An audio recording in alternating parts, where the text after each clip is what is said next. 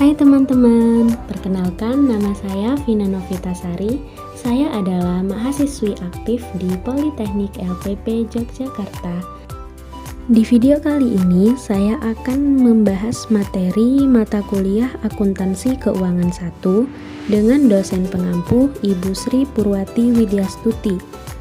Dengan topik yang saya ambil yaitu penyajian laporan keuangan menurut PSAK 1 meliputi laporan posisi keuangan dan perubahan modal. Yuk kita simak penjelasan berikut. Poin pertama yaitu laporan perubahan modal. Laporan perubahan modal adalah laporan keuangan yang menyajikan informasi mengenai perubahan modal pada perusahaan akibat dari kegiatan pokok operasi perusahaan pada suatu periode akuntansi tertentu, atau dapat diartikan sebagai suatu ikhtisar tentang perubahan jumlah modal yang terjadi selama periode tertentu. Laporan perubahan modal perusahaan erat kaitannya dengan laporan laba atau rugi, karena laba bersih yang diperoleh perusahaan akan menambah akun modal, atau sebaliknya. Jika perusahaan mengalami rugi bersih, otomatis akan mengurangi akun modal.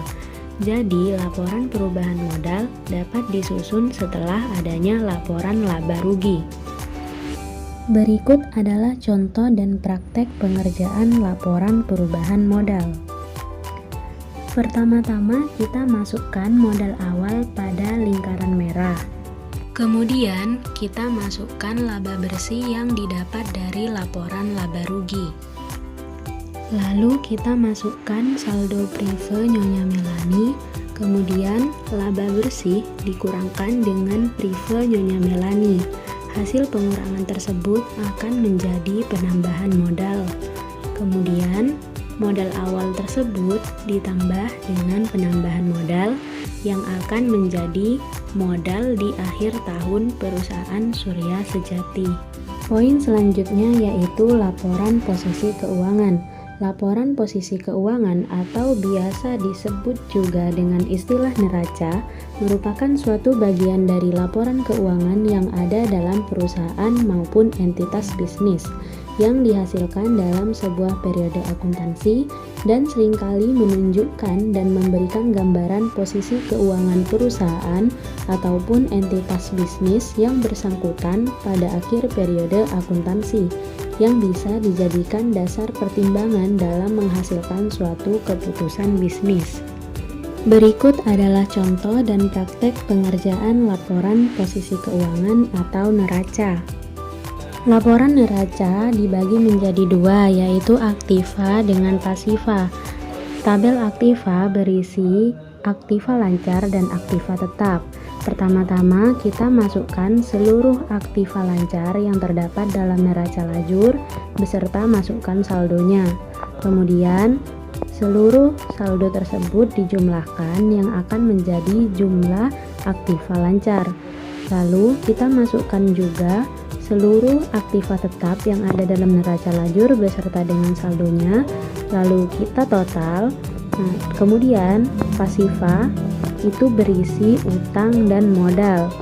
Kita masukkan seluruh utang yang ada dalam neraca lajur beserta saldonya, lalu kita jumlahkan, kemudian kita masukkan modal, lalu total utang ditambah dengan modal akan menjadi jumlah utang dan modal pada kolom pasiva. Kolom aktiva dan pasiva akan balance jika kita mengerjakannya dengan benar. Kesimpulannya adalah sebelum kita menyusun laporan perubahan modal, kita harus terlebih dahulu menyusun laporan laba rugi. Untuk membuat laporan perubahan modal, kita mencantumkan modal awal dari neraca saldo. Kemudian kita cantumkan laba bersih yang berasal dari laporan laba rugi. Kemudian kita cantumkan prive.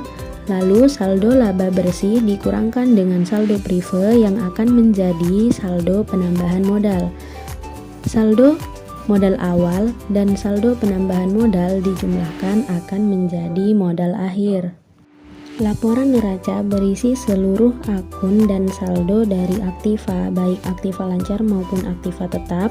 Kemudian di kolom pasifa berisi akun utang beserta modal.